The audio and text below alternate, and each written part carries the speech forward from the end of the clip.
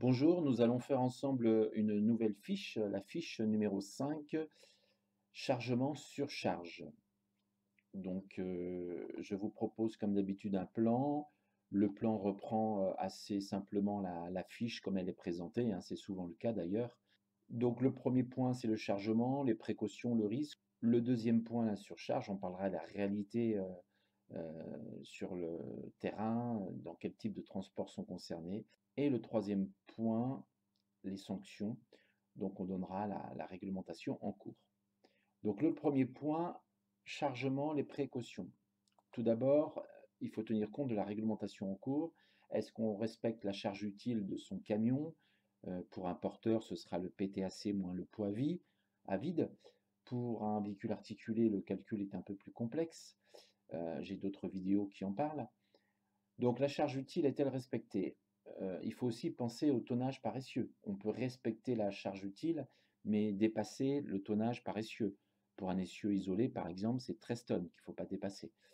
Pour un essieu jumelé, ça peut être 11 tonnes 5 ou 10 tonnes 5 si il s'agit d'un essieu moteur ou pas. La réglementation aussi de la remorque. La remorque ne doit pas dépasser 30% de la charge du porteur. On peut ne pas dépasser le PMA de l'ensemble, mais la remorque peut être en surcharge elle dépasse de 30% le poids du porteur. Pour donner un exemple simple, si votre porteur fait 10 tonnes, la remorque ne peut pas dépasser 13 tonnes. Donc, première chose, respecter la réglementation. Ensuite, il faut penser au thème 6. Le thème 6, quand on fait la vérification du chargement dans sa caisse, eh ben, on parle de deux points, la répartition du tonnage et l'arrimage du chargement. Répartition du tonnage, est-ce que le centre de gravité se trouve le plus bas possible, le plus au centre de véhicule? Est-ce qu'on a gardé du poids sur les essieux pour avoir un bon freinage, une bonne motricité? Alors le poids sur les essieux, ça dépend si vous êtes avec un tracteur semi ou avec un porteur, bien sûr. L'arrimage, est-ce qu'on a bien arrimé sa marchandise, soit avec des sangles, des chaînes, des câbles, des cales, des équerres, par exemple sur des parpaings, hein, ça dépend du type de marchandise. Soit avec, si c'est du pendu, hein, avec des barres qui empêchent les carcasses de viande de bouger. Autre point aussi, on respecte l'ordre de la tournée, bien évidemment. Son premier client à livrer doit être chargé en dernier, hein. Donc si on a 4-5 clients, eh bien lors du chargement, on va charger le dernier client à livrer. On tient compte aussi de la compatibilité des produits. On ne peut pas mettre les mêmes des palettes, par exemple, on ne va pas mettre une palette de matières dangereuses à côté d'aliments, par exemple, hein. Il y a des règles à respecter à ces niveaux. Et dernière chose, une fois qu'on a effectué son chargement, on va s'adapter à sa vitesse et tenir compte de l'itinéraire. Avec une marchandise fragile, par exemple, on va éviter de prendre un itinéraire où la route est en mauvais état. Second point, le chargement, le risque. Alors, moi, je vais expliquer ça en allant de façon progressive. On va parler d'abord des risques. Premier risque, c'est que la marchandise tombe dans la caisse, donc la marchandise va s'abîmer, elle va abîmer le véhicule. Ensuite, une marchandise abîmée va être refusée par le destinataire. Ça va être embêtant pour notre entreprise, bien sûr. Ensuite, si la marchandise est trop lourde, elle va abîmer le véhicule, hein. La marchandise est mal répartie dans la caisse, elle va abîmer les essieux, abîmer la suspension. Ensuite, si la marchandise est mal arrimée, par exemple, elle va se renverser, déchirer votre bâche, se renverser sur la chaussée, tomber du plateau, tomber sur la chaussée. Ça risque d'abîmer, bien sûr la chaussée, mais surtout un risque d'accident avec d'autres usagers, hein. Vous allez occasionner, un accident avec un véhicule qui vient en face ou un véhicule qui derrière vous suit et qui va heurter la marchandise. Vous pouvez aussi faire un écart de direction si votre véhicule est déséquilibré et heurter un véhicule en face ou carrément faire une sortie de route. Bien sûr, tous ces risques, si c'est occasionné par un mauvais arrimage, mauvaise répartition, l'assureur peut refuser de prendre les dommages en charge. Donc ce sera très embêtant pour votre entreprise. Et aussi si l'accident occasionné est grave avec des blessés et des morts, ce sera d'autant plus grave si l'assurance ne prend pas en charge.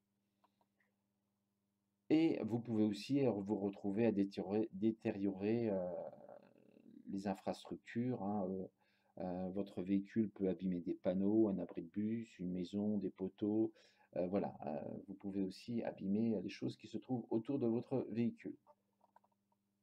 Donc la surcharge, heu, concerne certains types de transports plus que d'autres, notamment les 3 photos que j'ai mis, un véhicule en benne, chargement en vrac, un véhicule de transport d'animaux vivants et un véhicule de transport de grumes, transport de bois. Ce sont 3 types de transports qui sont concernés, mais on peut trouver de la surcharge dans plusieurs autres transports. On trouvera moins de surcharge, en fourgon, par exemple, en chargement de palettes. Malgré tout, ça peut arriver. Alors pour éviter la surcharge, première chose, le conducteur vérifie son bon de livraison, le tonnage qu'il doit prendre. Il vérifie, par rapport à sa charge utile, bien sûr. On a aussi de plus en plus de bascules quand on quitte, une carrière, quand on quitte une entreprise, une bascule pour poser son camion, heu, ou alors il y en a dans des zones industrielles pour aller vérifier son chargement. Et vous avez aussi dans les entreprises la possibilité de peser les palettes que vous chargez, hein, donc ça vous permet d'avoir, la certitude du poids de la palette. Voilà, à savoir que, la surcharge est bien sûr interdite. Votre patron ne peut pas vous demander, de rouler en surcharge, et il n'a pas le droit de vous payer, au rendement, heu, en fonction du tonnage que vous transportez. Les sanctions quand vous êtes en surcharge, donc je rappelle que la surcharge est interdite. Comme on a dit tout à l'heure, on peut être en surcharge uniquement sur les essieux et pas en surcharge totale, hein. Alors la première des sanctions, ce sera une amende de quatrième classe, donc 90 €, si vous la payez tout de suite ou 135 € après, ou 375 € lorsque le forfait est majoré, lorsque vous payez, en retard. Vous pouvez aussi avoir une peine de prison. Je dis: «Vous pouvez» parce que c'est pas appliqué en général, tout de suite, hein, et quand la surcharge dépasse de 5, vous risquez l'immobilisation du véhicule. Donc si vous dépassez de 5, eh bien, les forces de l'ordre, vont vous demander de stationner votre véhicule et vous devrez, soit faire venir un autre camion de l'entreprise pour, par exemple, décharger le trop-plein et ainsi pouvoir repartir avec votre véhicule. Donc voilà cette fiche qui n'est pas très dure, hein, il faut vraiment se mettre en situation concrète, heu, penser à ce que vous avez peut-être fait en stage pour pouvoir expliquer cette fiche. Voilà, bonne continuation, n'hésitez pas à découvrir mes autres fiches.